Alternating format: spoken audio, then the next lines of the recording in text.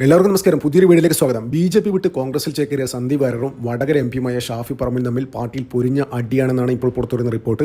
ചില വിഷയങ്ങൾ, പ്രത്യേകിച്ച് ബി.ജെ.പിയുമായി ബന്ധപ്പെട്ട വിഷയങ്ങളിൽ വാര്യർ സ്വീകരിക്കുന്ന നിലപാടിനോട് ഷാഫി പറമ്പിൽ ഒരു തരത്തിലും യോജിക്കാൻ പറ്റുന്നില്ല എന്നാണ് പാലക്കാട്ട് മുതിർന്ന കോൺഗ്രസ് നേതാക്കൾ അടക്കം പറയുന്നത്. ഇവിടെ നിന്നുകൊണ്ട് കോൺഗ്രസിൽ നിന്നുകൊണ്ട് താൻ ബി.ജെ.പി കളിക്കാൻ നോക്കേണ്ട, ബി.ജെ.പിയെ ഉദ്ധരിക്കാൻ നടക്കേണ്ട, ബി.ജെ.പിയെ നന്നാക്കാൻ ശ്രമിക്കേണ്ട, അങ്ങനെ ശ്രമിച്ചു കഴിഞ്ഞാൽ താൻ പാർട്ടിക്ക് പുറത്തായിരിക്കും എന്ന ഒരു മെസ്സേജ്, ഒരു വാർണിംഗ് ഷാഫി പറമ്പിൽ വാര്യർക്ക് കൊടുത്തിട്ടുണ്ടായിരുന്നു. അപ്പോൾ ഇതിനാസ്പദമായ കുറേ സംഭവങ്ങളുണ്ട്. അത് കുറച്ച് സംഭവങ്ങൾ ഞാൻ പറഞ്ഞുതരാം. പാലക്കാട് ഇലക്ഷൻ ഏകദേശം 5 ദിവസം മുന്നെയാണ് വാര്യർ ബി.ജെ.പി വിട്ട് കോൺഗ്രസിൽ ചേക്കേറുന്നത്. അപ്പോൾ കോൺഗ്രസിൽ ചേക്കേറുന്ന മുന്നേ തന്നെ ഈ ഷാഫി പറമ്പിലും വി.ഡി. സതീശനൊക്കെ ഒരുപാട് ഓഫറുകൾ വാര്യർക്ക് നൽകിയിരുന്നു. കെ.പി.സി.സി ജനറൽ സെക്രട്ടറി സ്ഥാനം, കെ.പി.സി.സി വക്താവ് സ്ഥാനം, അല്ലെങ്കിൽ 2026 നടക്കുന്ന അസംബ്ലി ഇലക്ഷനിൽ ഒരു ഷുവർ സീറ്റിൽ നിർത്തി ജയിപ്പിച്ച് എം.എൽ.എ ആക്കി മന്ത്രിസ്ഥാനം വരെ ഓഫർ ചെയ്തിരുന്നു. അപ്പോൾ പാലക്കാട് അവിടെ രാഹുൽ മാങ്കൂട്ടം ജയിക്കണമെന്ന് ഏറ്റവും കൂടുതൽ വാശിയുള്ളത് ഷാഫി പറമ്പിലായിരുന്നു. എന്തുകൊണ്ടെന്ന് വെച്ച് കഴിഞ്ഞാൽ ഷാഫി പറമ്പിലിൻ്റെ ഒരു നോമിനിയായിരുന്നു രാഹുൽ മാങ്കൂട്ടം. അവിടെ പാലക്കാട് കോൺഗ്രസിന് ഒരുപാട് നേതാക്കളുണ്ടായിട്ടും ഇവിടെ പത്തനംതിട്ടയിലുള്ള രാഹുൽ മാങ്കൂട്ടത്തെ കൊണ്ടുവന്ന് അവിടെ മത്സരിപ്പിച്ചത് ഷാഫി പറമ്പിലിൻ്റെ ഒറ്റൊരു വാശിയായിരുന്നു. അപ്പോൾ അദ്ദേഹത്തെ ജയിപ്പിക്കേണ്ട അദ്ദേഹത്തിനൊരു ബാധ്യത കൂടിയായിരുന്നു. അപ്പോൾ ആ സമയത്താണ് ഈ സന്ദീപ് വാര്യർ എന്നുള്ള ഒരു സാധനം അവരുടെ മുന്നിൽ വന്ന് പെടുന്നത്.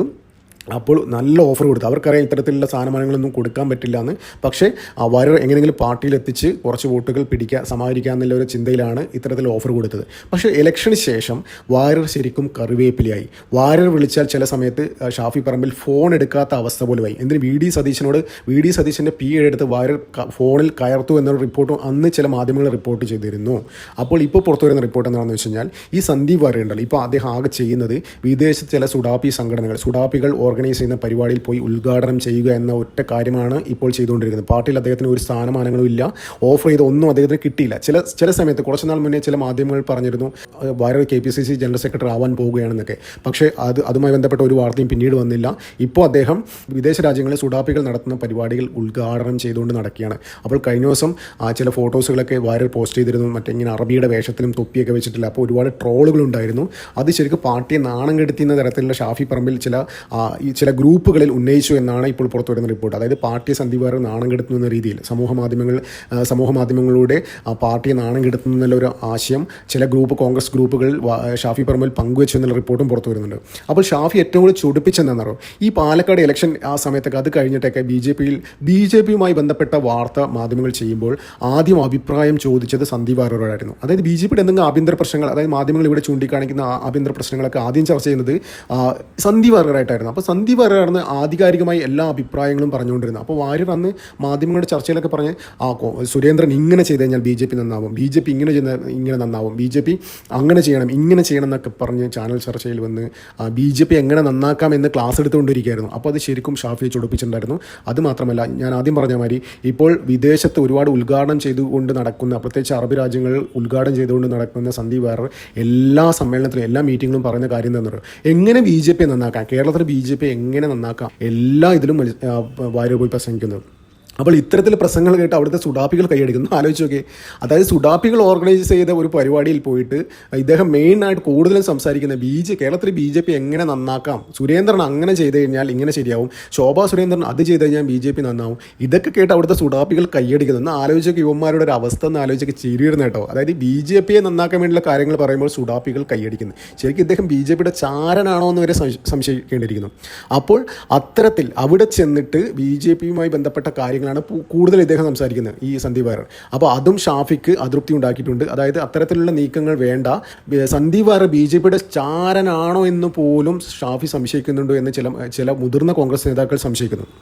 അപ്പോൾ ഇതിനാസ്പദമായ കുറച്ച് കാര്യങ്ങളുണ്ടായിരുന്നു. അതായത് ഈ ബി.ജെ.പിയിൽ ഉള്ള കാലത്ത് സന്ദീപ് വാര്യർ ഉണ്ടല്ലോ, ഈ ഷാഫി പറമ്പിലെ വിശേഷിപ്പിച്ച് സുഡാപ്പി എന്നാണ് ചാനൽ ചർച്ചയിൽ പോലും ഷാഫി എന്നാണ് സന്ദീപ് വാര്യർ ഉപയോഗിക്കുക. അതിൻ്റെ ഒരു ചുരുക്ക് ഷാഫി പറമ്പിലിന് വാര്യരോട് നല്ലോണം ഉണ്ട്. പാലക്കാട് ഇലക്ഷൻ്റെ സമയത്ത് വേദികൾ പരസ്യമായ വേദികളൊക്കെ വരുമ്പോൾ കെട്ടിപ്പിടിക്കും, മുത്തം കൊടുക്കും, അങ്ങനെയൊക്കെ ചെയ്യും. പക്ഷേ ഇവർ തമ്മിൽ പൊരിഞ്ഞ അടിയാണെന്ന് വെച്ച് കഴിഞ്ഞാൽ കഴിഞ്ഞ ദിവസം തന്നെ കുറച്ച് നാൾ മുന്നേ തന്നെ ഷാഫി പറമ്പിൽ വിളിച്ച് വാൺ ചെയ്തിരുന്നു സന്ദീപ് വാര്യരെ. അതായത് ബി.ജെ.പിയുമായി ബന്ധപ്പെട്ട കാര്യങ്ങളെ താൻ അധികം അഭിപ്രായം പറയാൻ നിൽക്കേണ്ട, അത് പാർട്ടിക്ക് നാണക്കേട് ഉണ്ടാക്കുന്ന തരത്തിൽ ഒരു വാൺ ചെയ്തിരുന്നു. അപ്പോൾ അതിൻ്റെ അടുത്ത ഘട്ടത്തിലേക്കാണ് ഇപ്പോൾ കാര്യങ്ങൾ കടന്നിരിക്കുന്നത്. ഇപ്പോൾ വിദേശത്ത് ചെന്ന് ബി.ജെ.പിയെ ഉദ്ധരിക്കാൻ വേണ്ട കാര്യങ്ങൾ അവിടെ ചർച്ച ചെയ്യുമ്പോൾ അത് ശരിക്കും പാർട്ടിക്ക് നാണക്കേട് ഉണ്ടാക്കുന്നു. ചില വിദേശത്തെ വാട്സാപ്പ് ഗ്രൂപ്പിലൊക്കെ ഇതിനെക്കുറിച്ചൊക്കെ ചർച്ച നടന്നിട്ടുണ്ടായിരുന്നു. അപ്പോൾ ഇതൊക്കെ ബന്ധപ്പെട്ടിട്ടാണ് ഇപ്പോൾ സന്ദീപ് വാര്യരെ പരസ്യമായി ഭീഷണിപ്പെടുത്തിയിരിക്കുന്നത് ഷാഫി പറമ്പിൽ. അതായത് ഇനിയും BJP ഉദ്ധരിക്കാൻ, BJP നന്നാക്കാൻ, ഇവിടെ കോൺഗ്രസിൽ നിന്നുകൊണ്ട് BJP നന്നാക്കാൻ ശ്രമിക്കേണ്ട, അങ്ങനെയാണെങ്കിൽ തനിക്ക് CPM-ലേക്ക് പോകാം, അല്ലെങ്കിൽ BJP-യിലേക്ക് തന്നെ തിരികെ പോകാം എന്നാണ് ഇപ്പോൾ പുറത്തു വരുന്ന റിപ്പോർട്ട്. അത് ശരിയാണ്. കോൺഗ്രസ് BJP വിട്ട് കഴിഞ്ഞാൽ താനെന്തിനോട് BJP-യുടെ ആഭ്യന്തര കാര്യങ്ങളിൽ ഈ വാര്യർ അഭിപ്രായം പറയുന്നത്? BJP-യുടെ ആഭ്യന്തര കാര്യങ്ങൾ അഭിപ്രായം പറയാൻ BJP-ക്കാരല്ലേ ഇവിടെ മാധ്യമങ്ങൾ എന്താ ചെയ്യേണ്ടത്? BJP-യുടെ ആഭ്യന്തര കാര്യങ്ങൾ സംസാരിക്കാൻ വേണ്ടി BJP-ക്കാരല്ലേ വിളിക്കേണ്ടത്? കോൺഗ്രസ്സുകാരനായ സന്ദീപ് വാര്യറാണ് വിളിക്കേണ്ടത്. ആ ഷാഫി പറമ്പിൽ പറയുന്നത് തെറ്റൊന്നുമില്ല കേട്ടോ. ഈ ചെങ്ങായി ആദ്യം CPM-ലോട്ട് ചാടാനാണ് ശ്രമിച്ചത്. ആദ്യം ലക്ഷ്യം വെച്ചത് CPM ആയിരുന്നു. അപ്പോൾ CPM-ലെ ഒരു വിഭാഗം ആൾക്കാർ അതിനെ എതിർത്തു. അപ്പോൾ നമുക്ക് നമ്മുടെ മുന്നിൽ തന്നെ പ്രത്യക്ഷമായ കുറച്ച് ഉദാഹരണങ്ങളുണ്ട്. ആ സമയത്ത് BJP-ക്കെതിരെ നേതൃത്വത്തിനെതിരെ പരസ്യമായി സന്ദീപ് വാര്യർ കാര്യങ്ങൾ മാധ്യമങ്ങൾക്ക് മുന്നിൽ പറഞ്ഞപ്പോൾ അന്ന് ബാലേട്ടനും MP രാജേഷിൻ്റെ ഒരു ഫാമിലി സുഹൃത്താണ് ബാലേട്ടൻ എന്നെ ആശ്വസിപ്പിച്ചു, അങ്ങനെയൊക്കെ സന്ദീപ് വാര്യർ പറഞ്ഞിരുന്നു. അതായത് അവർ തമ്മിലും സംസാരം നടന്നു, അവർ തമ്മിലും നെഗോഷിയേഷൻ നടന്നു. പക്ഷേ ഒരു സന്ദീപ് വാര്യരെ കൺവിൻസ് ചെയ്യിപ്പിക്കാൻ പറ്റിയൊരു ഓഫർ CPM-ന് കൊടുക്കാൻ പറ്റിയില്ല. പിന്നെ അതുമാത്രമല്ല, CPM-നെതിരെ അതിരൂക്ഷമായ ഒരു ഭരണവിരുദ്ധ വികാരം ഇവിടെ കേരളത്തിൽ നിലനിൽക്കുന്നുണ്ട്. 2026 അവർ വീണ്ടും അധികാരത്തിൽ വരുന്നില്ല കാര്യത്തിൽ ഒരു ഗ്യാരണ്ടി ഇല്ലായിരുന്നു. അപ്പോൾ ഇതൊക്കെ മുന്നിൽ കണ്ട് കുറച്ച് ബെറ്റർ കോൺഗ്രസ് ആണ് എന്ന് തോന്നിയത് കൊണ്ടാണ് വാര്യർ കോൺഗ്രസിലോട്ട് പോയത്. ഈ കോൺഗ്രസിലോട്ട് പോയ ഉടനെ തന്നെ ഉണ്ടല്ലോ, ഈ ഷാഫി പറമ്പിലെ ചൊടിപ്പിച്ച മറ്റൊരു കാര്യങ്ങളുണ്ട്. ഈ കോൺഗ്രസിൽ ജോയിൻ ചെയ്ത ഉടനെ തന്നെ KPCC പ്രസിഡന്റിനോ പ്രതിപക്ഷ നേതാവിനോ ഒന്നും കാണാതെ നേരെ പാണക്കാട്ടേക്ക് വിട്ടിട്ട് പാണക്കാട് പോയിട്ട് അവിടെ ശിഹാബ് തങ്ങളും കുഞ്ഞാലിക്കുട്ടിയൊക്കെ പൊക്കിയടിക്കുന്ന ഒരു കാഴ്ച നമ്മൾ കണ്ടതാണ്. അപ്പോൾ പൊതുവേ ഉണ്ടല്ലോ ഈ മുസ്ലിം ലീഗിന് കോൺഗ്രസിലെ മുസ്ലിം മുഖങ്ങളോട് ഒരു എതിർപ്പാണ്. അവരാരും അങ്ങനെ വളരാൻ വിടില്ല.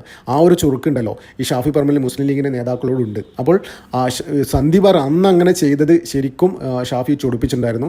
ഇവർ പാലക്കാട് ജില്ലയിൽ തന്നെ ഇവർ തമ്മിൽ പരസ്പരം പോരടിക്കുന്ന ഒരു കാഴ്ചയാണ് ഇപ്പോൾ വരുന്നത്. ചില വേദികളിൽ ഷാഫി പറമ്പിലിനെ ഇൻഡയറക്റ്റായിട്ട് കുത്തുന്ന രീതിയിലുള്ള പ്രസംഗങ്ങൾ വരെ കാച്ചിയതായിട്ടുള്ള ഒരു റിപ്പോർട്ടും പുറത്തു വരുന്നുണ്ട്. പ്രത്യേകിച്ച് വിദേശത്ത് ഈ സുഡാപ്പി സംഘടനകളുടെ ഉദ്ഘാടന കർമ്മം നിർവഹിക്കുമ്പോൾ ഇതെല്ലാം കൊണ്ട് തന്നെയാണ് ഈ പിടിച്ച് വാൺ ചെയ്ത് വിട്ടിട്ട് സന്ദീപ് വാര്യരെ.